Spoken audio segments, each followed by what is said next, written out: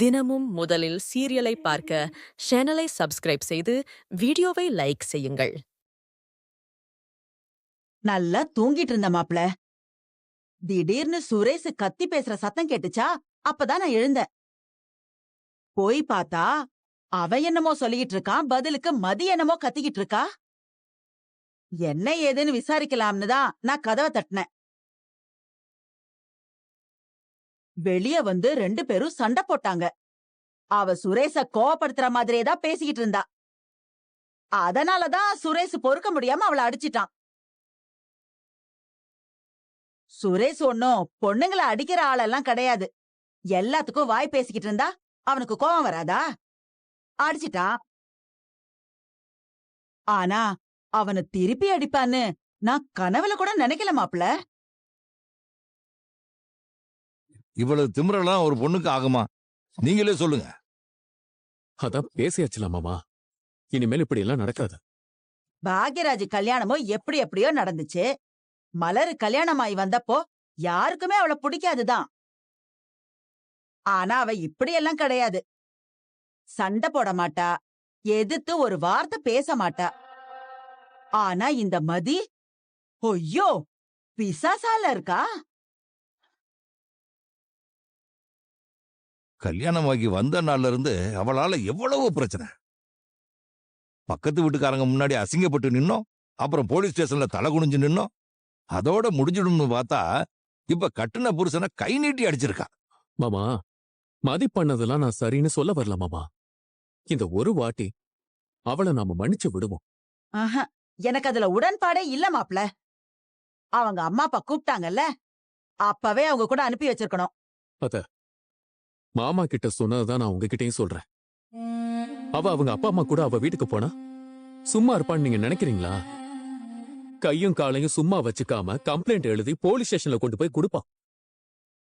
அதுக்கப்புறம் சுரேஷ் அவளை அடிச்சுட்டான்னு சொல்லுவா. அவளும் தானே அடிச்சா, நாமளும் பதிலுக்கு கம்ப்ளைண்ட் கொடுக்க முடியாதா? அத்த, மதி சுரேஷ அடிச்ச விஷயம் அந்த ஸ்டேஷன்ல இருக்கிறவங்களுக்கு எல்லாம் தெரிஞ்சா அந்த அசிங்கத்தை அவனால தாங்கிக்க முடியுமா?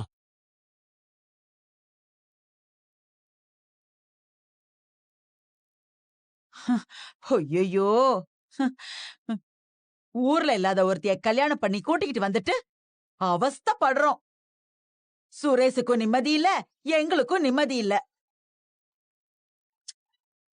2 நாளைக்கு ஒரு தடவை உங்களை வீட்டுக்கு வர வைக்கிற மாதிரி ஆயிருச்சு மாப்பிள்ள. மாமா, நான் என்ன வெளியாதா? உங்க மருமக மாமா, உங்க மக மாதிரி. இந்த வீட்டுக்கு ஏதாவது ஒரு பிரச்சனைனா இங்க வந்து நிக்கிறதுல எனக்கு எந்த தயக்கமும் இல்ல. ரொம்ப கஷ்டமா இருக்கு மாப்பிள்ள. அக்கம் பக்கத்துல இருக்கிறவங்களுக்கு எல்லாம் அரசல் புரசலா விஷயம்லாம் தெரிஞ்சிருக்கும். கண்டிப்பா வந்து கேட்பாங்க. மாமா, யாருக்கும் எந்த விஷயமும் தெரிஞ்சிருக்காது. நீங்க ரொம்ப எல்லாம் யோசிக்காதீங்க. இந்த வீட்ல ஒரு பிரச்சனை நடந்துருச்சு, அது முடிஞ்சு போச்சு, அவ்வளவுதான். அத்தோட அதை விட்டுறணும்.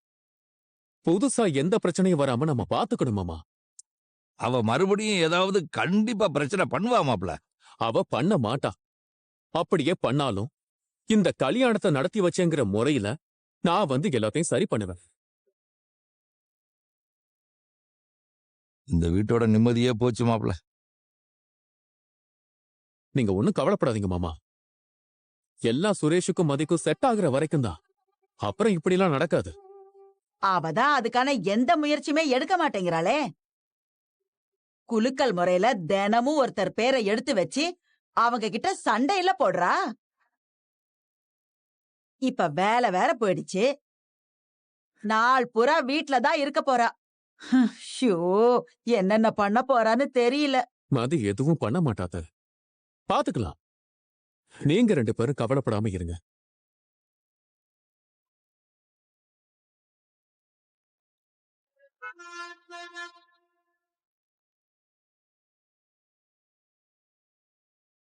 டேய், எவ்வளவு நேரம் தான் இப்படி அமைதியாவே உட்கார்ந்திருக்க போற? ஏதாவது பேசுடா. என்ன பேச சொல்றீங்க? ஏண்டா, பொண்டாட்டிக்கிட்ட அடி வாங்கிட்டு வந்து இப்படி உட்கார்ந்திருக்கியே, உனக்கு வெக்கமே இல்லையா சுரேஷ்? அத நினைக்கும் போது எனக்கு அசிங்கமா இருக்கு. மாமா போதும் மாமா. ஏற்கனவே நான் செம்ம கடுப்புல இருக்கேன். நீங்க வேற ஏதாவது சொல்லிட்டு இருக்காதீங்க. அவ அடிக்கிற வரைக்கும் ஏன் விட்ட? அவ அடிப்பா நான் எதிர்பார்க்கல மாமா. நான் அடிச்ச அடுத்த செகண்டே அவன் என்ன அடிச்சிட்டா. நான் அவளை அடிக்கணும்னு நினைக்கவே இல்லை. பதிலுக்கு பதில் பேசிட்டே இருந்தா மாமா. உனக்கு அசிங்கமா இல்லையா, எம்பாரசிங்கா இல்லையான்னு என்னென்னமோ கேட்டா. கோவம் வந்து டக்குன்னு கை நீட்டிட்டேன். ஏண்டா மதிய அடிச்சது உனக்கு அசிங்கமா இல்லையான்னு கேட்டா நீ அடிச்சத நினைச்சு ஃபீல் பண்ணிக்கிட்டு இருக்க. இப்ப என்ன மாமா பண்ண சொல்றீங்க? மாமா, அவளை ஏன் எனக்கு கல்யாணம் பண்ணி வச்சீங்க? எப்பா சாமி, அந்த பாவத்துக்கு தான் தினமும் காலையில மத்தியானம் சாயங்காலம்னு என்ன வர வச்சுட்டே இருக்கீங்களே. மாமா, எனக்கு ஒரே ஒரு ஹெல்ப் பண்றீங்களா? பேசாம நீங்களே எங்களுக்கு டிவோர்ஸ் வாங்கி கொடுத்துருங்க. என்னால அவளோட வாழ முடியாது மாமா. நான் இல்ல, யாராலையும் அவளோட வாழ முடியாது. அவரு பேய். பேய் இல்ல, பிசாசு. அதுக்கும் மேல தயவு செஞ்சு அவகிட்ட இருந்து எனக்கு டிவோர்ஸ் வாங்கி கொடுத்துருங்க. என்ன பேசுறோன்னு புரிஞ்சுதான் பேசுறியா சுரேஷ்? நல்லா புரிஞ்சுதான் பேசுறேன். சுரேஷ், டிவோர்ஸ் வாங்கினா நீ தோத்துருவ, அவ ஜெயிச்சிருவா. அது உனக்கு பரவாயில்லையா? ஜெயிக்கிறது தோக்குறதெல்லாம் விஷயமே இல்ல மாமா. எனக்கு நிம்மதிதான் தேவை. ஆம்பளை தோக்க கூடாது சுரேஷ், தோக்கவே கூடாது. அதுவும் பொண்டாட்டி அடிச்சிட்டான்னு டிவோர்ஸ் வாங்குறதெல்லாம் எவ்வளவு பெரிய கேவலம் தெரியுமா? மாமா, என்னால முடியல. நீங்க சொன்ன மாதிரி அவகிட்ட பேசதான் போனேன். ஒரு வாட்டி இல்ல, 2 வாட்டி நான் நெருங்கி போனேன். வாழ்க்கைய தொடங்கலாமான்னு கேட்கதான் போனேன். அதுக்கு என்னென்னமோ பேசிட்டா. ஒருத்தர் புரிஞ்சுக்காம எப்படி வாழ்க்கைய தொடங்கணும்னு கேட்டா. எல்லாரும் மியூச்சுவலா புரிஞ்சுக்கிட்டா வாழ்க்கைய தொடங்கிட்டு இருக்காங்க அப்படின்னு சொன்னா ரூல்ஸ் பேசுறா. அவ பேசுறத கேட்டாலே எனக்கு எரிச்சலா வருது. அவ கூட எல்லாம் மனுஷன் வாழவே முடியாது. புரியுது சுரேஷ், நீ சொல்றது எல்லாமே எனக்கு புரியுது. உன் கஷ்டம் புரியுது. ஆனா அதுக்கு டிவோர்ஸ் தான் முடிவுன்னு சொல்றத என்னால ஏத்துக்க முடியாது. அப்ப அவ பண்ற அட்டகாசம் எல்லாத்தையும் சகிச்சுக்கிட்டு என்ன வாழ சொல்றீங்க? சகிச்சுக்கிட்டு வாழ சொல்லல, அவளை உனக்கேத்தவளா மாத்திக்கிட்டு வாழ சொல்ற. ஆமா, அவளாவது மாறுறதாவது. மாறுவா, கண்டிப்பா மாறுவா சுரேஷ். அவளை மாத்துறது உன் கையில தான் இருக்கு. அத மட்டும் நீ பண்ணிட்டேன்னு வச்சுக்கோங்க, அப்போ நீ ஒரு நல்ல ஆம்பளை, மதிப்பான ஆம்பளை, கெத்தான ஆம்பளை. அத விட்டுட்டு பயந்து பின்வாங்கினா அது எவ்வளவு பெரிய அவமானம் தெரியுமா? டேய், கோர்ட்டுக்கு போய் டிவோர்ஸுக்கு அப்ளை பண்றது 1 நிமிஷம் ஆகாது. அப்படி இப்படின்னு உனக்கு 6 மாசத்துல இல்ல 1 வருஷத்துல டிவோர்ஸ் கிடைச்சிரும்டா. அப்போ நீ தேடுற நிம்மதி உனக்கு கிடைக்கும் நினைக்கிறியா? கண்டிப்பா கிடைக்காது. பொண்டாட்டிய அடக்க தெரியாம பொண்டாட்டிக்கு பயந்துகிட்டு டிவோர்ஸ் வாங்கிட்டான்னு இந்த ஊர் உலகெல்லாம் உன்னை பத்தி தான் பேசும். ஏன், போலீஸ் ஸ்டேஷனை உன்னை பத்தி தான் பேசும். அந்த அவமானம்லாம் உனக்கு தேவையா சுரேஷ்? சொல்லு. மதிக்கிட்ட தோத்து போற அவமானம் உனக்கு தேவையா? ஊரு முன்னாடி தலை குனிஞ்சு நிக்கிற அவமானம் உனக்கு தேவையா? அப்ப நிதானமா இரு, அமைதியா யோசி. மதிய எப்படி உன் வழிக்கு கொண்டு வரதுன்னு பாரு. உன் தலையில ஏறி ஆடுற மதிய எப்படி பொட்டிப்பாம்பா அடக்கி வைக்கிறதுன்னு யோசி. அதை விட்டுட்டு டிவோர்ஸ் அது இதுன்னு தேவையில்லாத பேச்செல்லாம் பேசிட்ட. புரியுதா? நீ ஆம்பள, உன் கெத்தையும் திமிரையும் என்னைக்கு விட்டு கொடுக்க கூடாது. அந்த கெத்தும் திமிரு போயிருச்சுன்னு வச்சுக்கோ, அப்புறம் ஆம்பளையா இருக்கிறதுக்கு அர்த்தமே இல்ல. வழிக்கு கொண்டு வரணும் சுரேஷ. கொஞ்சம் கொஞ்சமா அந்த மதிய உன் வழிக்கு கொண்டு வரணும்.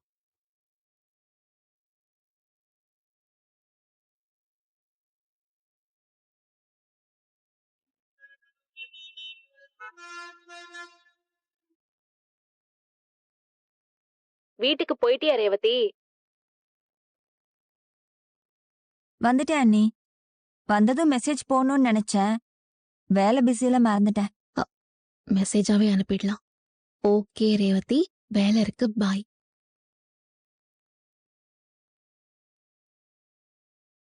மதி, என் தம்பியை நீ அடிச்சிட்டேன்னு சொன்னதும் பதறி போய் தான் ஓடி வந்தேன். ஆனா அங்க வந்த பிறகுதான் அவன் உன்னை அடிச்ச கதையே எனக்கு தெரிஞ்சது. அவன் என் தம்பிதான். இருந்தாலும் சொல்றேன், பொண்டாட்டிய கை நீட்டுறது ரொம்ப தப்பு. நீ திருப்பி அடிச்சதுதான் சரி.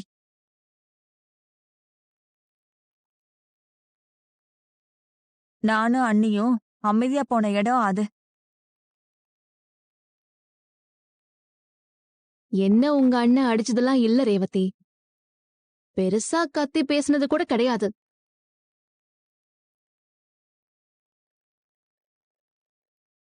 உங்களை உங்க ஹஸ்பண்ட் அடிப்பாரா? உனக்கு தெரியாது மதி. உன் கல்யாணத்துக்கு முந்தின நாளு எல்லார் முன்னாடியும் வச்சு ரேவதிய அவர் அடிச்சாரு.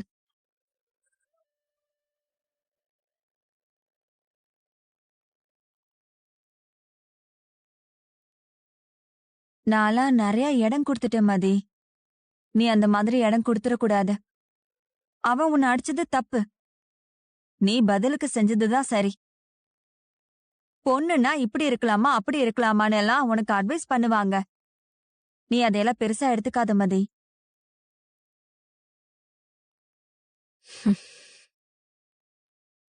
சரிங்க.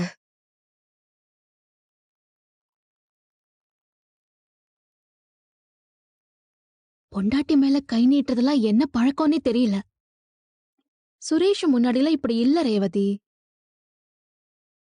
முன்னாடி அவனுக்கு பொண்டாட்டியே இல்லையா நீ? இப்பதானே வந்திருக்கான். பொண்டாட்டி வந்த பிறகுதான் குணத்தை காட்டுறானா இருக்கும். அதெல்லாம் ரொம்ப தப்பு. ஸ்டேஷன்ல அக்யூஸ்ட் நடத்துற மாதிரியே பொண்டாட்டியை நடத்துவாங்க? கூடாதான் நீ. இங்க பாரு மதி, வீட்ல கல்யாணம் பண்ணி வச்சுட்டாங்க. அதனால புருஷன் எப்படி இருந்தாலும் பல்ல கடிச்சுக்கிட்டு கூட வாழணும்லாம் இல்ல. முடிஞ்சா சுரேஷ் கூட ஏறு. முடியலையா அடுத்தது என்ன பண்றதுன்னு யோசி. நாங்கெல்லாம் இருக்கிற மாதிரி நீ அட்ஜஸ்ட் பண்ணிக்கிட்டுலாம் ஒன்னும் இருக்க வேணாம். அதென்ன சும்மா நாங்கன்னு.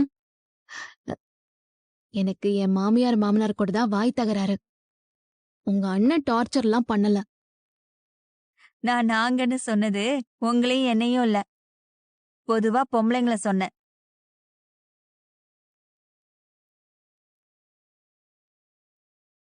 மதி, சுரேஷ் கூட நீ இருந்தேதான் ஆகணும்னு நான் கட்டாயப்படுத்தல.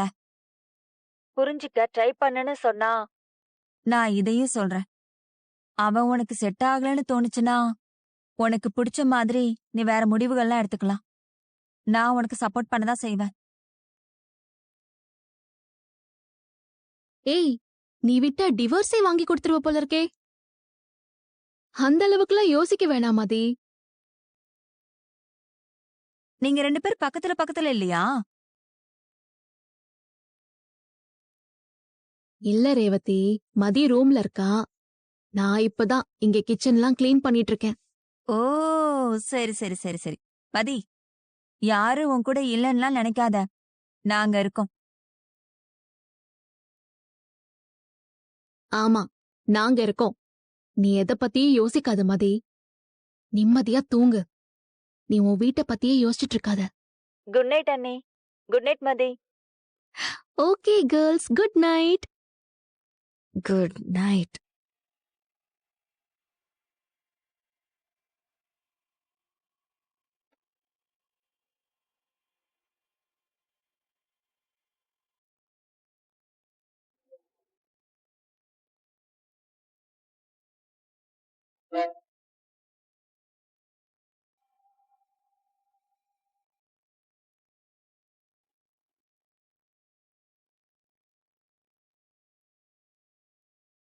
அப்பா, தூங்கலையாப்பா நீங்க?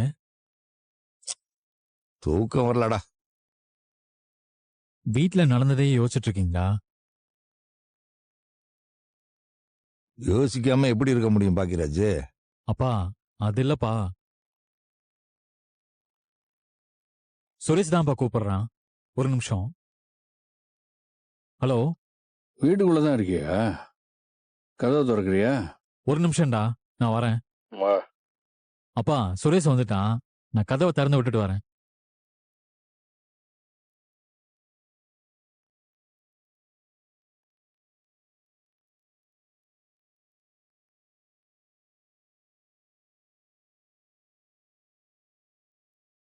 சுரேஷ், தூங்கிட்டு இருந்தியா? டிஸ்டர்ப் பண்ணிட்டேனோ? ரொம்ப நல்ல அண்ணன், நல்ல அண்ணன். டேய் குடிச்சிருக்கியா? டேய் ஏன்டா குடிச்ச? எனக்கு இருக்கிற பிரச்சனைக்கு நான் குடிக்காம வந்தாதான் ஏன் குடிக்கலன்னு நீ கேட்கணும். டேய் லூசு மாதிரி உளராதடா. குடிச்சிட்டு வண்டி ஓட்டிட்டு வந்தியா? எனக்கு ஃபோன் பண்ணியிருக்கலாம்ல. அதெல்லாம் கேர்ஃபுல்லா தான் ஓட்டிட்டு வந்தேன். டேய் நீ ஒரு போலீஸ்கார மாதிரியாடா பேசுற? நீ போலீஸ்காரன்ட்ட பேசுற மாதிரியா பேசுற? விடு, சொல்லு. டேய் டேய் டேய் டேய் டேய் சுரேஷ், ஹால்ல அப்பா உட்கார்ந்திருக்காரா? அப்பா? ஆமா. தூங்கலையா? இல்லடா. டேய். ம். இங்க பாரு, நான் சொல்றத கேளு. அப்பாட்ட எதுவும் பேசாம உள்ள போய் தூங்கு, சரியா? ஆ? சரி. வா. போலாமா? வா. ஒழுங்கா நடந்து வாடா. அப்பா. டேய் டேய் ஒழுங்கா நடந்து வாடா. அப்பா கண்டுபிடிச்சிருவாரு. வா சுரேஷ், பாத்து. நீ துறக்கிறியா நான் துறக்கவா? ஒழுங்கா நடந்து வா. அங்க பாரு அப்பா உட்கார்ந்திருக்காரு. டேய் அப்பா இருக்காரா?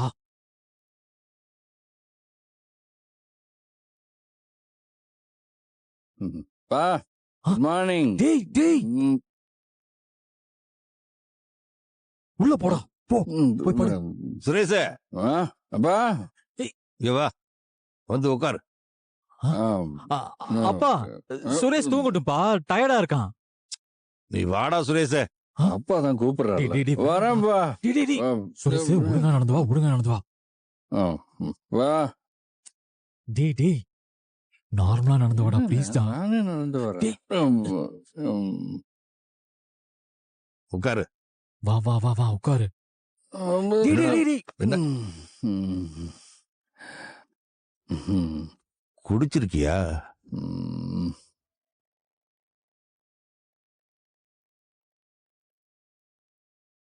குடிச்சிருக்கியான்னு கேட்டேன். பா, சாரிப்பா, சாரி. டேய் டேய் டேய் டேய் சுரேஷ், டேய் விட்றா. என்னடா பண்ற? அமைதியா இருடா. அப்பாடா.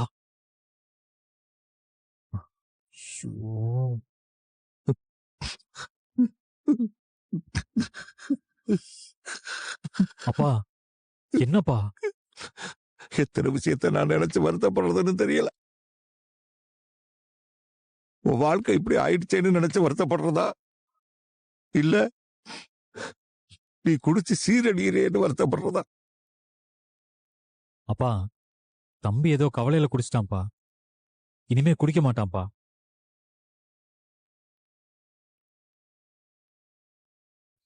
இங்க பாரு சுரேஷ், வீடுனா 1000 பிரச்சனை வரத்தான் செய்யும். ஆனா எனக்கு வர்ற பிரச்சனை யாருக்கும் வராதுல்லப்பா. பா, சாரிப்பா. ஏதோ கெட்ட நேரம் அந்த பொண்ணை கல்யாணம் பண்ண வேண்டி வந்துருச்சு. வீட்டுக்கு வந்த பொண்ணும் இன்னைக்கு சரியாவா நாளைக்கு சரியாவான்னு நானும் பார்த்துக்கிட்டு தான் இருக்கிறேன். ஆனா அவ சரியான பாடு இல்ல.